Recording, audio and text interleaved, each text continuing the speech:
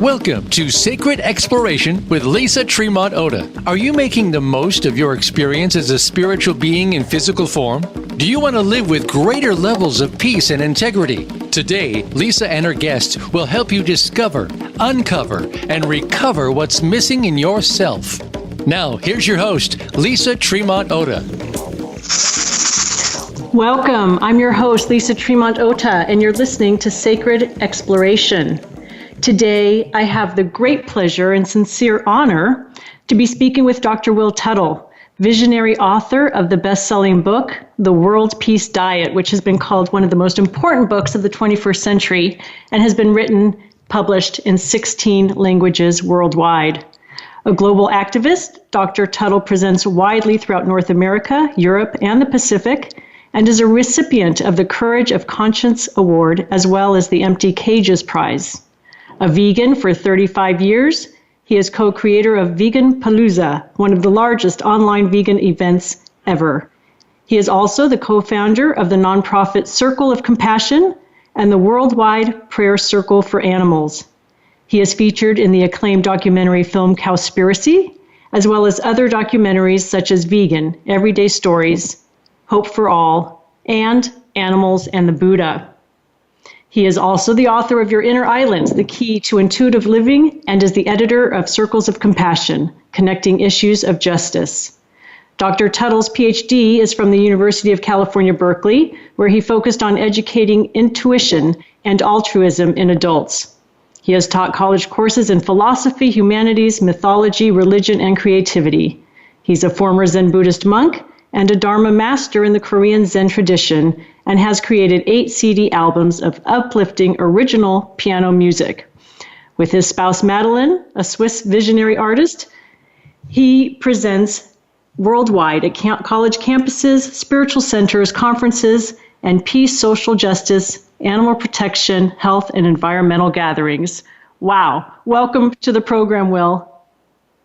Yes, thank you so much, Lisa, and thank you, everyone, for listening in. Well, like I said, it is truly an honor because this program is about sacred exploration and uncovering, recovering, discovering the many parts of ourselves which are hidden and masks and bringing them into the light.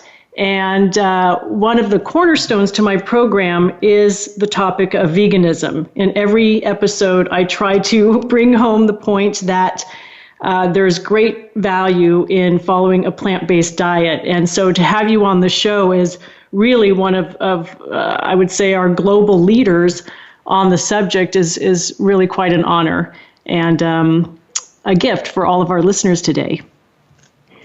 I'm so glad to hear that because I think, you're right. There's so much that's been hidden and covered up in our society today, not only today, but going back into prior generations. And Carl Jung talked about the shadow, which, when we're not aware, really, of the deeper forces at work in our society and in our own lives, then we're really powerless to heal at a deep level because we're just not aware. So really, I think what we're talking about, at least from my point of view, with veganism is just becoming more conscious and more mindful and more aware of our actions and the consequences of our actions. And it's certainly not about judging or blaming anyone. It's really just to become more aware of the impacts that we're having on the world and also on ourselves through our food and our lifestyle. Exactly. I know there's a quote that I like to refer to often where it says, the defense is inversely proportional to the truth. And that seems to ring for me throughout your book, that we seem to have as a society so many defenses up and excuses or objections as to why we can't follow a plant-based diet or why we choose not to. And right. You do an impressive job of addressing those different objections. But it's right. A challenge. That's true. That's very true. The defenses are very strong. Like you say, the bigger the truth, the bigger the defenses. Right. Yeah. And there is a lot of covering up that's going on around our consumption of meat these days. Would you say, you've been a vegan for 35 years. Can you share with us a little bit of what you've seen change over time? I mean, are we moving in the right direction? Are we moving towards, moving away from animal consumption, or how are we doing on that? Well, that's a very interesting question, Lisa, and you're right. I've been a vegan actually since 1980, so it's about now almost 37, 38 years, and I think there's been enormous progress made, and it seems like a long time, but it's actually quite a short time in terms of social movements and cultural evolution and so forth, and it's been wonderful. I think myself and Madeline, my wife Madeline, and I are in a pretty unique position because the World Peace Diet has been translated into so many languages. We're really able to travel worldwide and explore the vegan movement, not only all over North America, United States, Canada, and somewhat in Mexico, but also in Europe, in Asia, India, China, Korea, and Australia, New Zealand, and all over really the world we've been in the last few years. And I see just tremendous progress and wonderful creativity happening with just a blossoming of many vegan restaurants and meetup groups and movies and blogs and counseling and cooking classes and yoga and just every level, every area of society. I think education, government, corporations are all being affected in a positive way by this, and so I think we're just at the brink, I think, of veganism becoming even much more popular than it is now. It does feel like we're approaching that 100th monkey right peak time period. That's it. Yeah, it's critical mass. That idea of critical mass, I think, is crucial because it goes very slowly in the beginning, and it seems like there's no change happening. But there is a lot of change happening below the surface of the pond, kind of. And I think one of the things we should be aware of is that the mainstream media is not covering really what's going on in so many ways in our society, and especially, I think, with veganism too, because it's not in the best interests of mainstream media to let people know the implications of animal agriculture, the devastating effects on our health, for example, and on the environment and on our society, because corporations, financial institutions have been set up and have been running really for hundreds of years that make immense profits, actually, unfortunately, from disease, from environmental devastation, from war and conflict. And so, for that reason, you don't hear too much about this in the mainstream media because the mainstream media is funded by corporations. And I understand this very well because my father owned a whole chain of newspapers, and I grew up in the newspaper world in Boston, Massachusetts, and I learned early on that it's not a good idea from the point of view of the media to run news stories that the advertisers don't like, because if you do that, they'll pull their ads and you'll go out of business. So when we really have to understand that the view of the world that we're getting from the media is not accurate. It's really conditioned by powerful financial interests. And then the other thing is that since 95 to 98% of the people are eating animal foods, they also don't want to hear about it either. The actual people don't want to hear, really don't. For the most part, don't want. That's the defense and the blind spot. Yeah. Right. So we have this double thing. Like the industry doesn't want people to know, and the people don't want to know. And so to actually get the word out effectively is challenging, to say the least. And we find, whatever way we can creatively, like we're doing right now, to speak to people who are somewhat open-minded and progressive and aware and interested in healing and in justice and freedom and sustainability and so forth. And I think the inherent idea, the underlying idea, is kind of what Gandhi said, that you can't hide the truth forever. Sooner or later, satyagraha, the truth power, will come forth, even though there's a lot of money to be made from suppressing the truth. I think at a deeper level in our consciousness, we really yearn for the truth, for a deeper understanding of the interconnectedness of all life and how that actually plays out in our lives. Right. And you speak quite a lot about spirituality and interconnectedness in your book, as I do as well in mine, The Sacred Art of Eating. And it's a little bit of the chicken or the egg sometimes, I feel like, which came first. Do people who are vegan more likely to be more spiritual, or spiritual people more likely to be more vegan, or maybe there's no connection at all? I mean, I always kind of played around, or I was in my own quandary about, am I trying to educate people about how to eat well so that they can deepen their relationship with the divine, or am I trying to use the divine to help people to see that we need to eat differently? And then I realized, well, we're just trying to do all of it. It's all combined together. But I think that's a great question. But of course, the thing is, you have to remember, when I think about veganism as a movement, in a sense, or as a way of living, or as a philosophy, and then I think of spirituality as a movement, or as a way of living, or as a philosophy, they're basically the same, really. I mean, the underlying principles involved are based on awakening out of a cultural trance to the interconnectedness of all life, and to seeing myself and others not as objects to be manipulated or used, but as beings to be respected. Right? I mean, that's what spirituality is about: love and awareness and awakening from the egocentric delusion that I'm a fundamentally separate self, and therefore just here to try to get what I want and keep away what I don't want. And that teaches all the world religions, and as well as the spiritual teachings, which I think, we have to make a distinction between religion and spirituality, because religions are institutions that can become very corrupt. But spirituality as an actual living force, I think, is the most powerful healing force there is.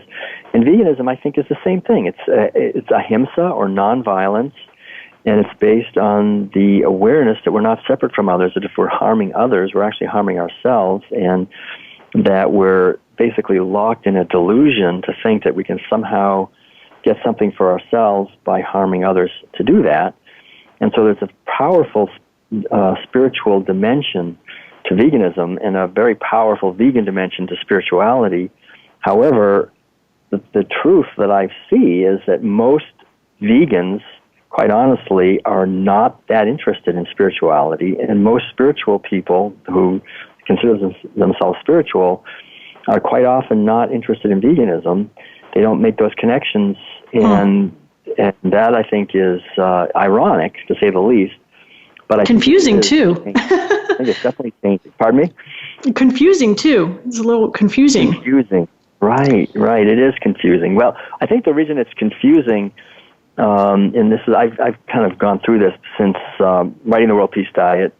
It came out about 12 years ago, and I've given a lot of lectures and all over the United States and other countries, and have realized, and I've been involved actually in the animal rights movement and the vegan movement for 35 years, that a lot of the activists do not want to think of themselves as being spiritual, and they kind of take offense at spirituality very often, and don't like religion, because rightly so. I mean, religion is very often used to support the status quo of violence and abuse against animals. You go to the church burger, or turkey or fish fry, or whatever it is. Churches are definitely not friendly places for animals.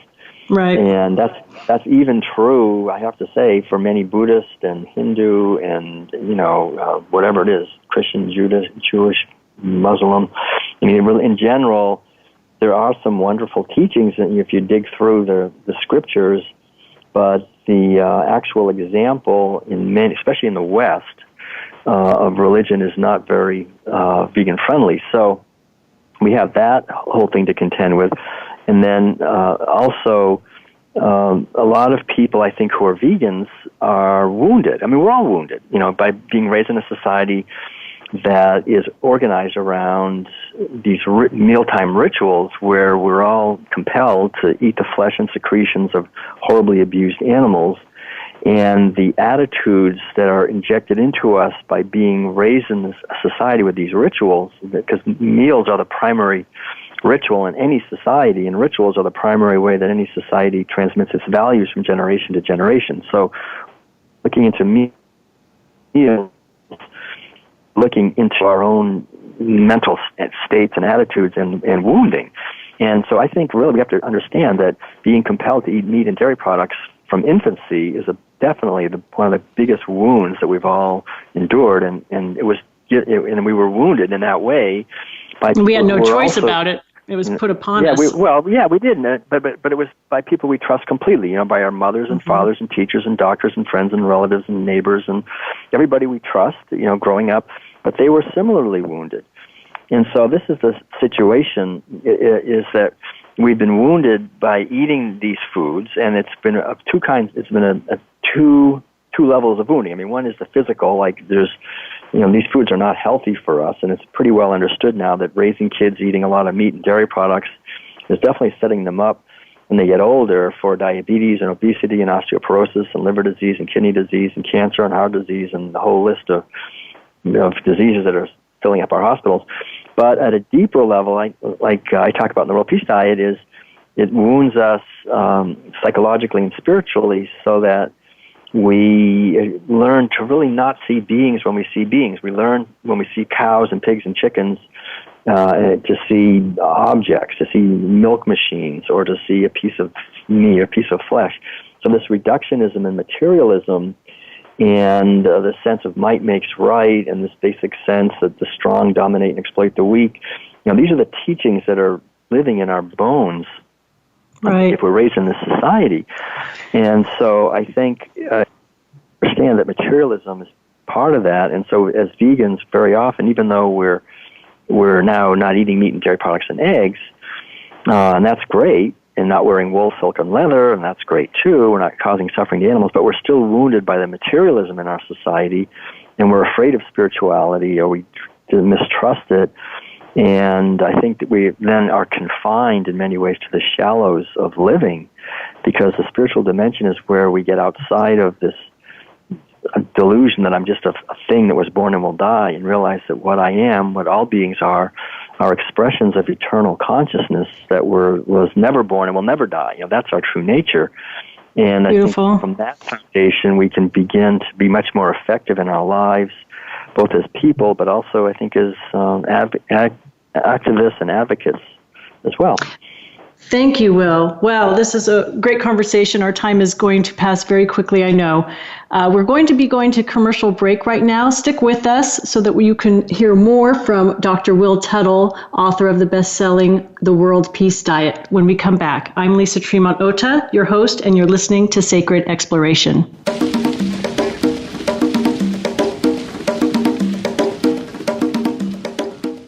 Become our friend on Facebook. Post your thoughts about our shows and network on our timeline. Visit Facebook.com/Voice America. We have relationships with people in our lives, but arguably our relationship with food is the most intimate, dynamic, and enduring of them all. You can nourish your relationship with food and the planet. Purchase your copy of The Sacred Art of Eating, Healing Our Relationship with Food, written by Lisa Tremont Ota. A registered dietitian, nutritionist, and shamanic soul coach, Lisa can help you heal your relationship with food. The Sacred Art of Eating is available on Amazon.com, SacredExploration.com, and ImperfectlyVegan.com.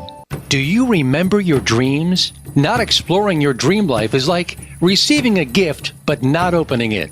Join Lisa Tremont Ota and Lisa Ferrer this April for an interactive workshop series that will help make your goals and dreams become results in your business and personal life. To register or to find out more, call 925-497-2529 or email sacredexploration@gmail.com. Space is limited in this highly interactive workshop series, so call today and learn how you can make your dreams come true. That's 925-497-2529 or email sacredexploration@gmail.com. Have you friended us on Facebook yet? Why not? Just go to facebook.com/Voice America or search for the keywords Voice America. Once you are part of our Facebook network, you'll receive daily messages about what's happening with our shows, this week's featured guests, and new happenings at the Voice America Talk Radio Network. And you can add your voice to the always active discussions on our timeline. Just go to facebook.com/Voice America or search for Voice America. We're making it easier to listen to the Voice America Talk Radio Network live wherever you go on iPhone, BlackBerry, or Android. Download it from the Apple iTunes App Store, BlackBerry App World, or Android Market.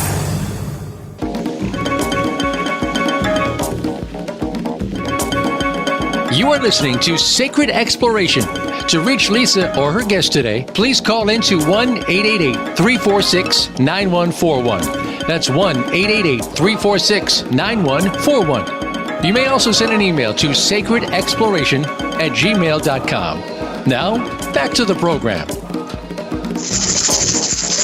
Welcome back.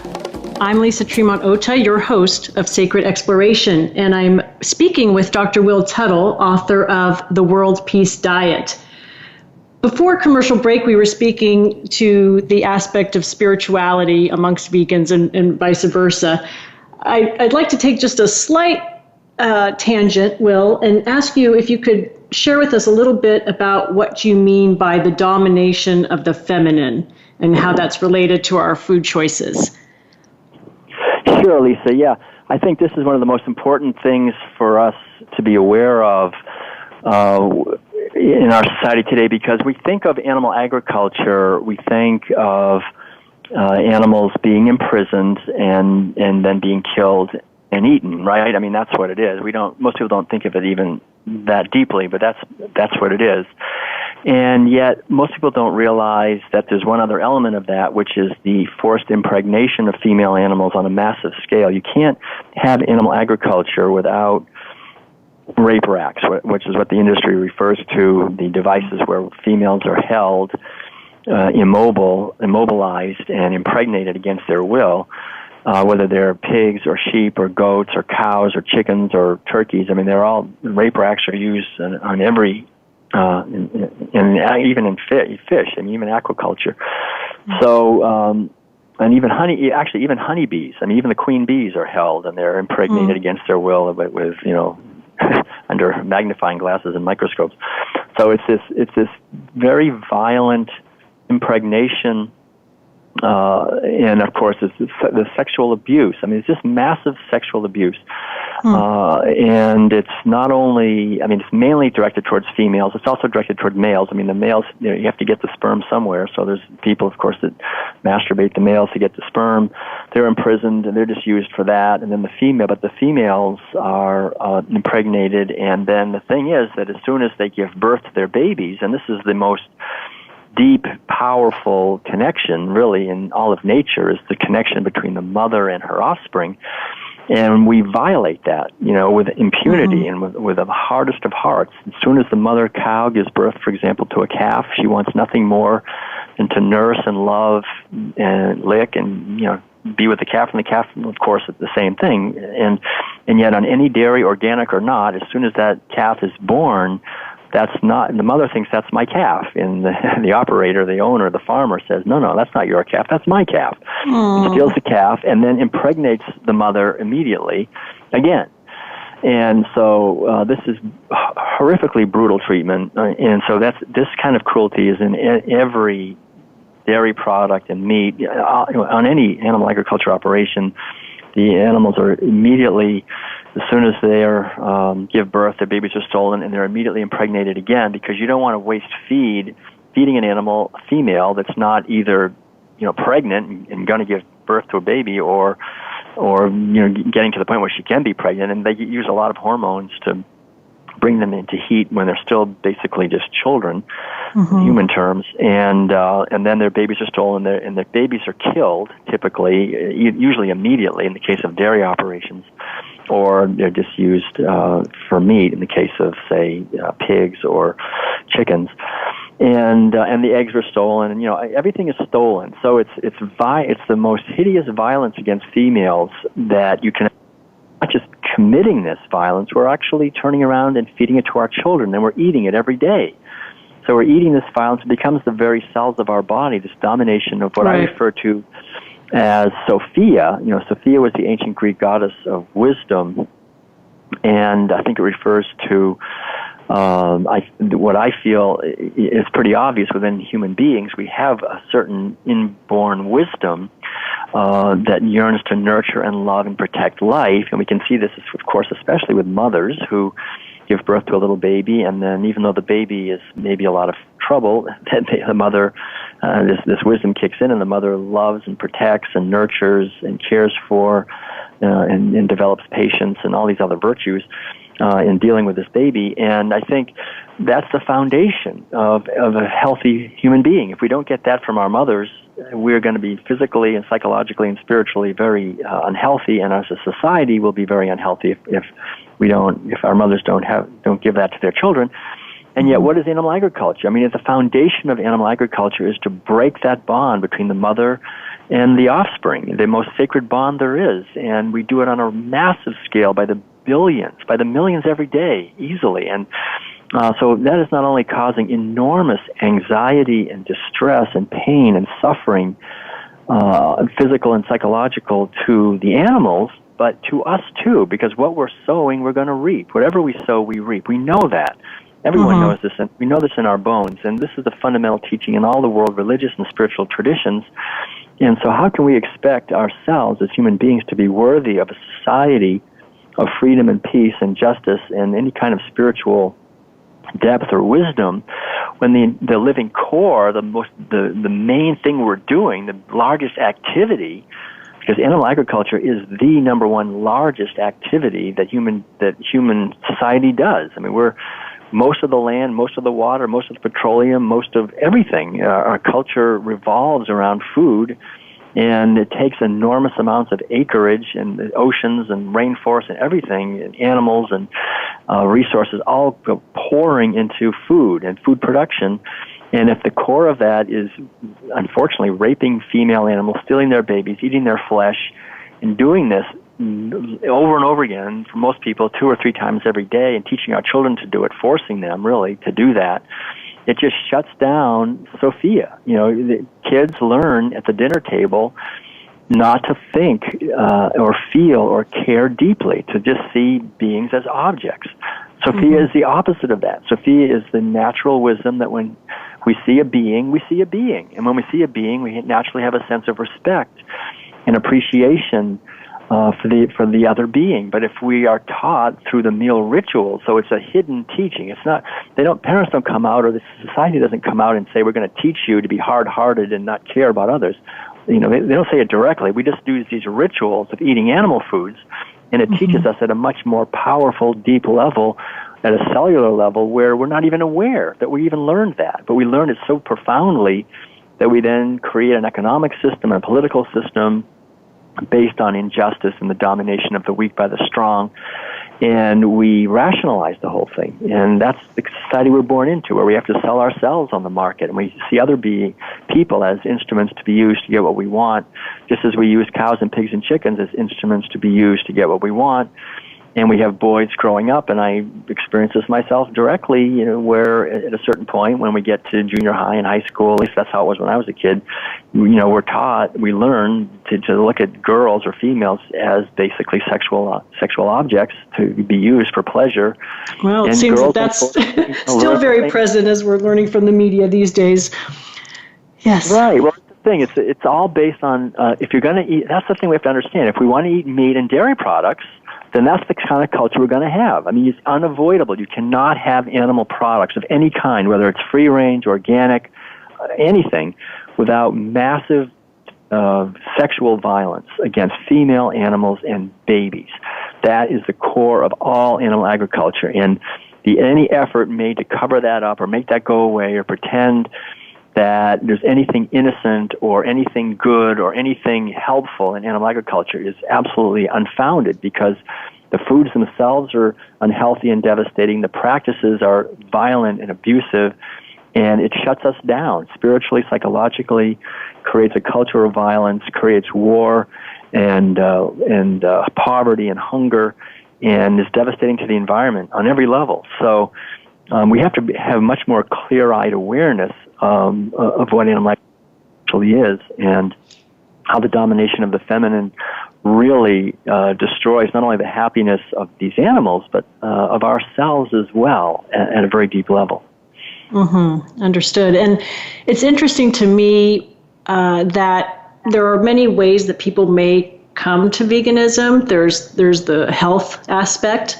Sometimes people in their older age, this happened with my father, having heart disease, like so many people, and then they turn to a more plant-based diet. They might read Dean Ornish and, focus in on the plants that way. Some people may come at it through animal advocacy. And then there's some who will come to it in terms of environmentalism and protection for the planet. And I find that these will interweave too. But, it's interesting, back when I was studying public health nutrition at Berkeley, there was a lot of focus on whether you used kind of a negative approach or a more positive approach to influencing people's health behaviors. So, for example, like we could look at, the benefits that will come from eating a plant-based diet, that you'll have healthier skin and more energy and reduced risk of cancer and autoimmune disorders and heart disease and so forth and so on. But actually showing people the cruelty that's happening to animals seems to be very effective, especially amongst children. I mean, this is just what I'm observing. I'm curious what you've seen, but it seems like when kids go on field trips to factory farms, that's when they come home at age 10 and they tell their parents that they're vegan. And the mom's like pulling her hair out going, oh my gosh, what am I going to do now? And but I think that the documentaries of which you've been a part and all, the ones that are really exposing this animal cruelty, are very effective, or at least they're effective initially, and then whether or not people hold on to that is another thing. But what are your thoughts around just approaches to how we can awaken people towards veganism and the cruelty that's being done? Yeah, that's excellent. That's very perceptive kind of question, because I think we have a tendency probably in our society to focus on the negative, to be sort of outraged when we find out how unhealthy the foods are and how cruel and violent and abusive it is to animals and how destructive it is to ecosystems, and to sort of tell people all these terrible things about the food they're eating. Mm-hmm. And I think on one level it is effective. I mean, if I really could see the devastating effects, say, to animals at a factory farm, and I've done that. I've gone to slaughterhouses, although I was already vegan when I did, but it really reinforced it for me. Like I will never eat animals now that I've been to slaughterhouses and stockyards and factory farms. It just kind of made it at a much deeper level. But I'm a big fan of emphasizing the positive approach. And but I think both are helpful. For example, children, like it's interesting you mentioned children. You're right. I think if children are exposed in a constructive way to the terrible abuse of animals, say the branding, the beak chopping, the tail docking, the castration, just the cutting of their throats, the screaming of the pigs, and so forth. If they see that, and then they think, "God, I'm eating that." They have a whole, our natural intelligence, our natural sense of repulsion at violating and harming other beings, which is beautiful. I mean, it's our natural wisdom is activated, and we say, "I'm not going to do that. I'm not going to pay someone to do that. I'm not going to." The problem is we're just numbed because we're disconnected from it. Like, I remember when I was in college and I learned how bombers would fly over Vietnam and just push a button and drop a bomb on a village, and it didn't bother them because they never saw what happened. They flew back and they slept well. They didn't see the family getting blown up that they just caused. And I think it's the same thing if we go to a store and we buy a pot roast or we buy fish sticks or whatever, we don't really see it. It's all kind of hidden. It's wrapped up. We've all these ways of dressing it up with stories as well as actual physical garnishes and things. So we're not really aware that of the terror and fear and the sheer violence that we're causing and we're eating, and that in our society conspires to keep us disconnected from that. So I think it is very helpful to see this, but of course the problem is, in many ways, is that if you look at the undercover footage of abuse of animals on factory farms, slaughterhouses, and auctions and so forth, I would say probably 95% of the people that are watching that footage are vegans, right? They're the ones right. there. They're the only ones watching this because eating animal foods are like, I don't want to watch that. I want to I want to feel good about what I'm eating, So people avoid ever exposing themselves to the negative effect because they don't want to see it. And so I think for that reason, sometimes it's hard, and people also don't like to have negativity told to them. They just don't want to hear negative things. And so the beautiful thing about veganism, really, that I love so much about it, is that it's not merely a critique of an obsolete, violent, abusive system. We also have an absolutely fabulous, delicious, healthy, sustainable alternative that would basically solve virtually all of our problems in many ways. If people would actually, undertake to explore it. I mean, vegan food we can feed people on a fraction of the land food that is much healthier, much cleaner, and without we can allow the animals to be free and live their lives. We can have much more habitat for animals because we don't have to grow immense how much land it takes to grow all the deforestation, corn and soy. I mean, it's unbelievable how much land it takes. So we can emphasize the positive. I love emphasizing the positive. The fact that anyone who moves toward a plant-based way of eating is healing the world on many levels. We're reducing the amount of suffering to animals. We're going to be eating more healthy. We'll have more energy. We'll just feel better psychologically, and we'll feel better physically. We'll be allowing more grain to feed hungry people. Food shortages are the main driving force behind war and conflict in the world. That's well understood. So we're making a direct contribution to peace, and we're reducing the healthcare costs and the costs of all these things. And then the other thing I just want to mention is that there's a lot of truth to the fact that a lot of people go vegan not so much by understanding the terrible things that are happening to animals, but also by visiting places like sanctuaries where they see pigs and cows and chickens as beings. That they see they see them as with their own personalities, and they see. I mean, you take a kid to a sanctuary. I mean, that's the greatest thing because they're open. You can see animals that have somehow escaped the system. They somehow fell off the truck to the slaughterhouse or however they escaped. And there they are, and you can see them as beings. And then that right. kind of dynamic tension in the mind of a person, like you see a burger and then you see the pig, or the cow and you see the ham and you see the pig, and then realize, gosh, no, I won't do that ever again. Right. And so I think kind of positive experiences to help people see the beauty of nature, the beauty of animals, the beauty of a healthy vegan diet.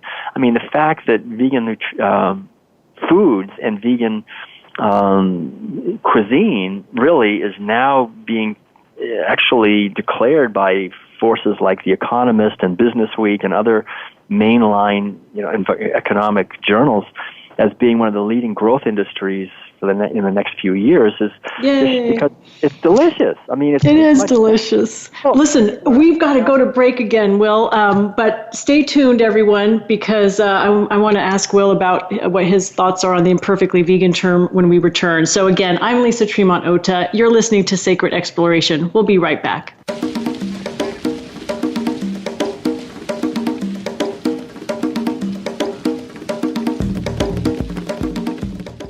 Become our friend on Facebook. Post your thoughts about our shows and network on our timeline. Visit Facebook.com/Voice America.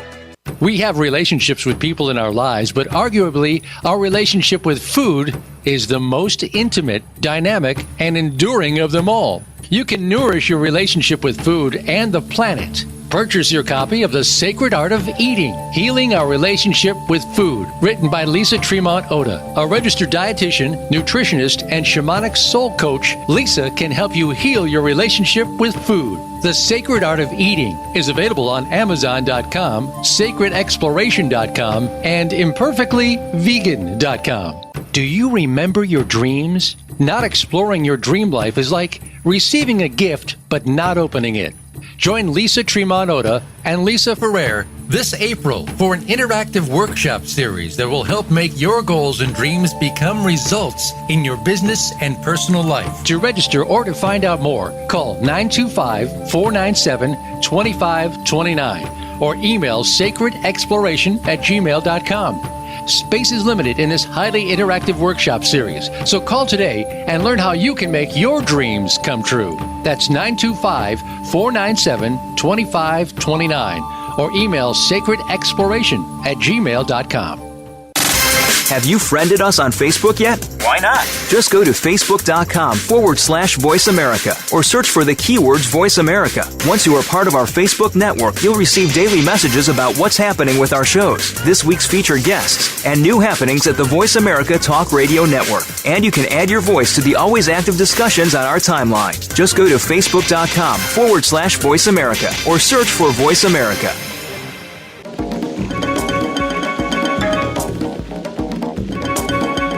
You are listening to Sacred Exploration. To reach Lisa or her guest today, please call into 1-888-346-9141. That's 1-888-346-9141. You may also send an email to sacredexploration@gmail.com. Now, back to the program. Welcome back, everyone. You're listening to Sacred Exploration, and I'm your host, Lisa Tremont-Oda, speaking today with Dr. Will Tuttle, author of the best-selling book, The World Peace Diet. And Will, in the preface of your book, you state that the World Peace Diet is designed to speak to us wherever we are on this journey. And it's with that type of thinking in mind that I developed the term imperfectly vegan. And it was not easy to come up with that term because I don't want to dismiss all of the important attitudes towards veganism, but I guess in recognition that we still have a long way to go in terms of bringing people towards plant-based eating, that I wanted to extend an invitation that they didn't have to be perfect. But I'm curious, in your honest opinion, to hear what you think of the term. Actually, yeah, thanks. I think it's a refreshing term. You know, when I first saw it, I thought, imperfectly vegan. And as I thought about it a little bit more, I liked it more and more because I think there is a certain feeling that I have myself that I would like to just do the best I can to live a vegan life. And for me, veganism, again, goes back to ahimsa, the ancient Sanskrit teaching, which means nonviolence, which is the root teaching in all spiritual traditions, to live our lives as best we can to minimize the violence or the abuse that we inflict on others. And a more positive way of saying it would be to maximize the amount of love and kindness and respect and caring and mercy and tenderness and gentleness and so forth that we're giving to others. And I think this is really the source of happiness for us as people, as a society, as well as individuals. And I think we all know this in our bones, that the people who are the most loving and caring and giving usually are the ones who, at the deep level, are the happiest. And the more I'm kind of stuck in manipulating and scheming and trying to deceive people and get what I want and that kind of thing, and that's somewhat unfortunately encouraged by the capitalist economic system that we're in, then we tend to be more stressed out and unhappy and diseased and so forth. So I think perfectly, trying to be a more perfect vegan, to me, is just trying to do the best I can every day to question the programming in society that encourages violence and abuse of others, and to cultivate within myself more awareness of the consequences of my thoughts and words and deeds on others. But there's also, so there's this sense of wanting to be as perfect as possible, but I think it's so important on any path of psychological growth or spirituality to avoid the kind of perfectionist tendency where we judge ourselves and others, especially others, for how they're doing on the path, and realizing that we do live, in a sense, in an imperfect world, that my happiness is interconnected with the happiness of others. And can I really be happy when there's 30 or 40,000 children starving to death every day, or when so many animals are being confined and abused and so forth? part of my happiness comes from doing what I can to help relieve the suffering of others. And so I think a lot of people are afraid of veganism in a certain sense because they think it feels like such a discipline where they have to sort of perfectly never eat meat, never eat dairy, never eat eggs, never wear wool, silk, or leather, never go to a zoo, never go to a rodeo or a circus, and never buy products tested on animals. And it's difficult in our society to avoid all these things all the time, especially when you look deeply into it and you realize there's a little bit of cow fat probably in tires that you buy for your car, and these things are kind of mixed around. So it's good because no one can actually be a perfect vegan. Probably kill some insects when we're walking on the ground and so forth. So to realize that we're doing the best we can in any situation, and then to from that point of view, it's sort of a point of view from my point, it seems to me anyway, of humility. Like, I'm doing the best I can, and I'm not going to judge you for not doing better because I've been there. I mean, I've spent the first 22 years of my life eating a lot of meat, dairy products, and eggs, and so I can definitely relate to people who do that and think they need to do that to get the nutrients they need, or to please their parents or their teachers or their colleagues or their whoever it is, or for the convenience of it or whatever. We are deeply influenced by these forces, and so I think the Imperfectly Vegan meme that you've created is very valuable because it helps open the doorway wide. It sounds like it's open to everybody. We can all be moving this direction. There's no perfectionism here. We're not going to bring out the vegan police and kind of judge you on how you're doing. It's just great. If you can just reducing the amount of meat and dairy you're eating, that's fantastic. Bravo. And if you can reduce it more, great. Go vegetarian, good. Keep going. Go vegan. And then better. But don't stop. I think it's important not to stop at the point of view of vegan, to realize that even if we're sort of vegan in the outer world, which is maybe I'm not eating meat and dairy or eggs or honey, and I'm not, all that stuff, still, that's just the very beginning of a much longer journey toward real veganism, which is so that in all of my relations with all animals, both human and non-human animals, I'm living a life of kindness and respect in my thoughts, words, and deeds. And this is where it gets really challenging because, real veganism is kindness and respect for others in every situation, including in our relationships with humans. And this is where I think our movement can really grow and develop. And as we have more and more vegans who are living what I call this whole thing deep veganism. That deep veganism is the pathway to a movement that is much more transformational of individuals and of our society.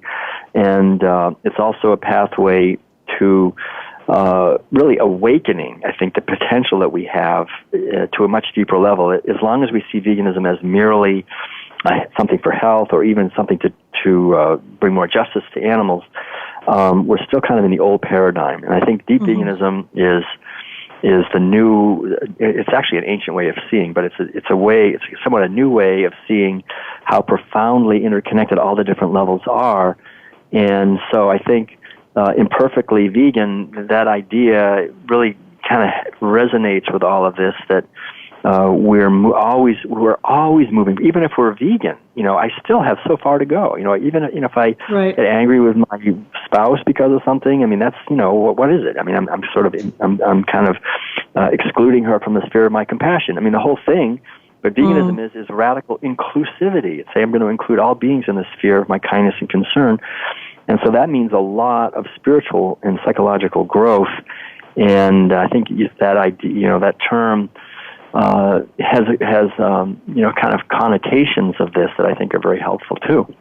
Oh, wonderful. Well, I did definitely go into veganism deeply when I came up with it. So it means a lot that you feel the way that you do about it. And, I think really it's like what you referred to. It's an invitation. It's really an invitation to invite people into this movement to explore without having to be rigid or meet any expectations or rules, and just do their best. Like you said, do your best. So wonderful. That's great.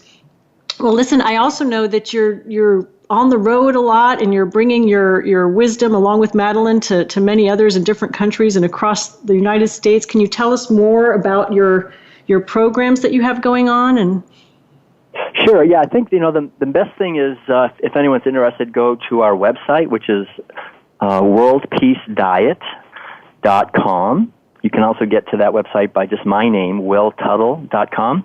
And you can see there our tour schedule. We're doing a lot of lecturing around North America as well as worldwide. And we also have a training program, the World Peace Diet Facilitator Training Program. So if you read the World Peace Diet, which you can get a copy of the book on Amazon or through our website. We have also an audio book as well as in many different languages. And then you can go more deeply into it. We have a whole network of people who are World Peace Diet facilitators who are bringing this message to their communities and helping to veganize, in a sense, our world. That's part of what we like to do. And so we have that available as well. These other books, there's a book called, the newest one is Your Inner Islands, Keys to Intuitive Living, about developing spiritual intuition. And we also have another book called Circles of Compassion, Essays Connecting Issues of Justice, which is showing the connections between social justice issues and veganism. And my music, and I have a bunch of CDs of original piano music there, and my wife, Madeline, who's an artist, her paintings and so forth of the animals are there, because we try to bring beauty into this as well as teachings. And I think music and art and poetry, as well as writings and teachings, are all part of the way that we can understand this and explore this together. And we just released, actually, 15 of my favorite compositions as sheet music. So if you want to play it on the piano yourself, really, we just put that up like the other day. Yeah. Wow. Well, that's all beautiful. I want our listeners to know there's something about this interconnectedness and the mystery of life, because I actually learned about Will through his piano playing before I ever knew that he was a vegan proponent. And that was probably 25 years ago. And he just played the piano beautifully, to the point that I asked him if he would play at my wedding ceremony, which he did. And then here we are, decades later, both having written books about going vegan and doing the best we can to move people towards plants. So, yeah, beautiful synchronicity there. I would suggest and recommend so highly that if you've never read The World Peace Diet, that you order yourself a copy. It's a gift to yourself. It's a gift to animals. It's a gift to the planet. And just take your time and read through that and have no judgment. Just let it sink in. And if you've read it before, again, we may have primarily vegans listening to this podcast, but if you've read it before, read it again.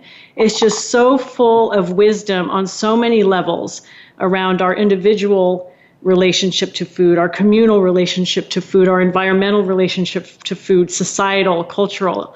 And I really believe that this is one of the most important things that we can do. I think, Will, you also in your book referred to eating as a sacred act, as the most sacred act. And I couldn't agree more. And I think that's why with Sacred Exploration, I like to talk about many topics, dreams and relationships, intuition, etc. But at the foundation, it comes back to food and how we eat and how we sit at the table and what we choose by choice to put into our bodies every single day. And that there is the beauty as well, is that because we are dependent upon food for life and therefore need to eat on a daily basis and usually several times, that we have an opportunity to practice and get it right and keep practicing and keep doing our best every day. So. Well said. What's that? Well said. Very well. Thank you, Will. Thank you, Will. Well, once again, it was such a pleasure. Will you? Can we do this again? Because there's just so many more questions that we didn't even have time to get to. But definitely look forward to it again another time. Yes. Wonderful. Great. Thank you, Lisa. All right. My pleasure. And thank you again for your presence today and for all that you've done to spread the message across the planet. Well, our time is ending, and so I thank all of you for listening in. Please share this podcast as much as you can. It's got truly important messaging in it, and I will look forward to seeing all of you next week on Sacred Exploration. I'm your host, Lisa Tremont Ota.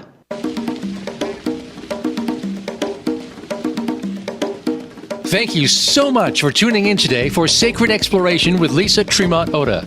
Be sure to listen to our program again next Wednesday at 8 p.m. Eastern Time and 5 p.m. Pacific Time, or anytime on demand on the Voice America Empowerment Channel. Enjoy your week.